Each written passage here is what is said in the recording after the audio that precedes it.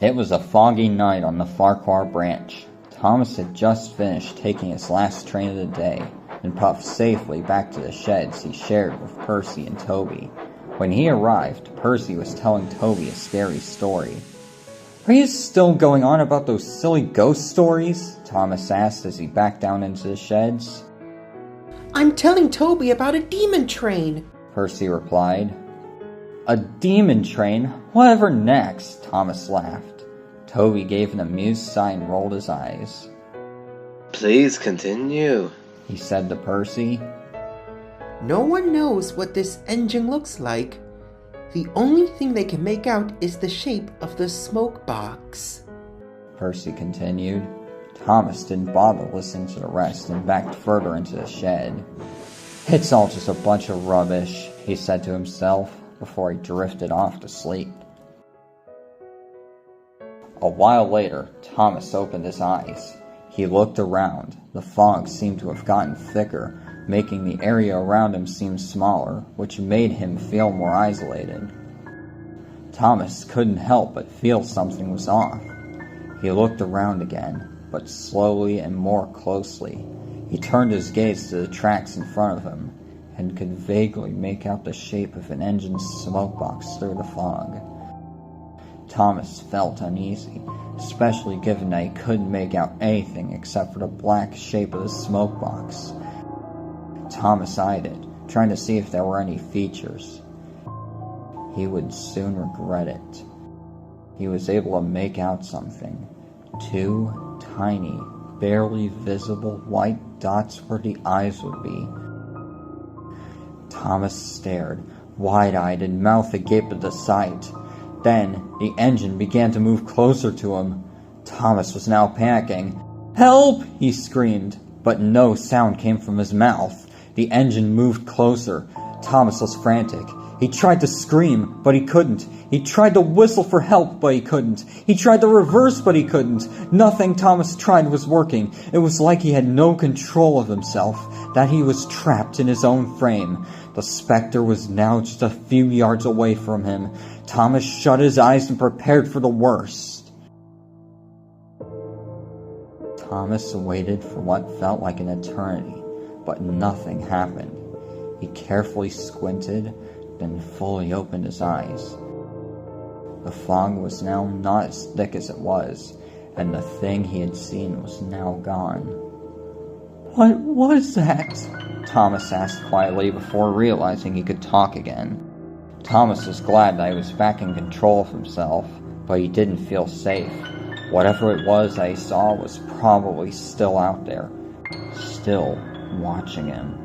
Thomas didn't dare go back to sleep, too afraid of the specter returning and him not being able to escape. The fog still covered the branch line as Thomas puffed along it the next day. He was still tense from the previous night and kept looking all around him, trying to make sure that what he saw wasn't anywhere in sight, remaining silent the whole while. When he returned to the sheds that evening, Percy and Toby were waiting for him. "Are you all right, Thomas?" Percy asked.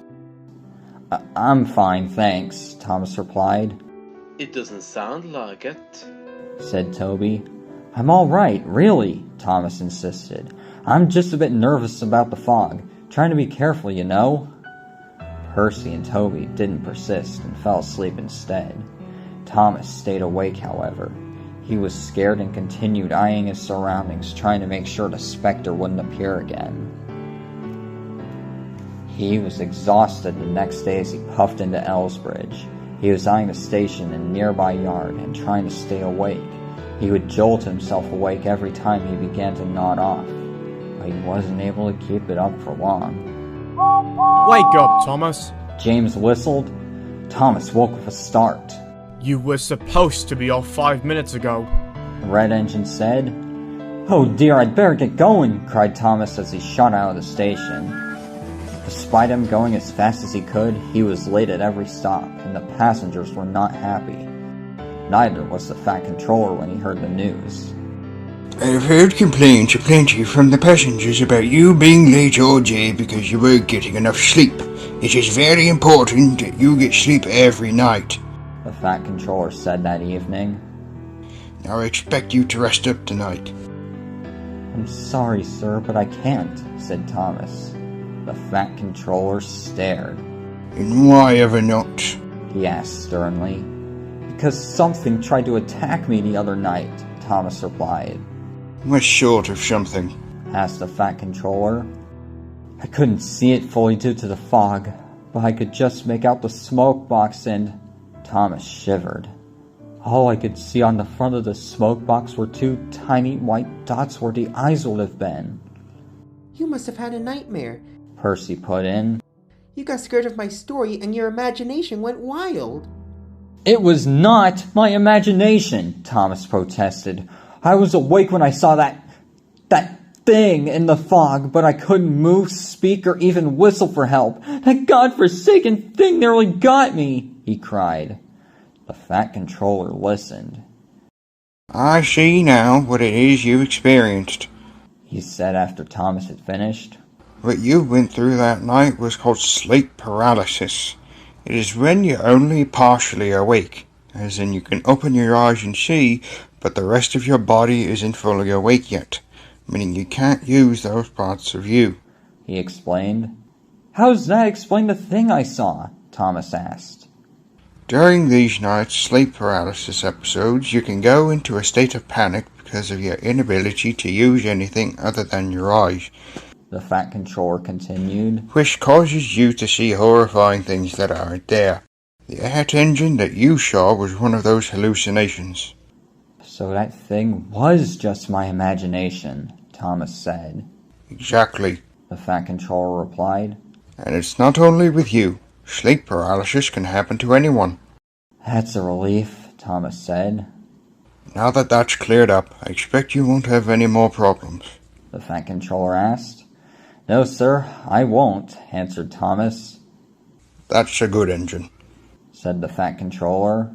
And if you have another experience with sleep paralysis, just keep calm and keep your eyes closed, and it'll pass. He added before turning and walking away. Thomas slept peacefully at night and was punctual with his passenger run the next day. Thankfully, he never had another experience of sleep paralysis again after that night.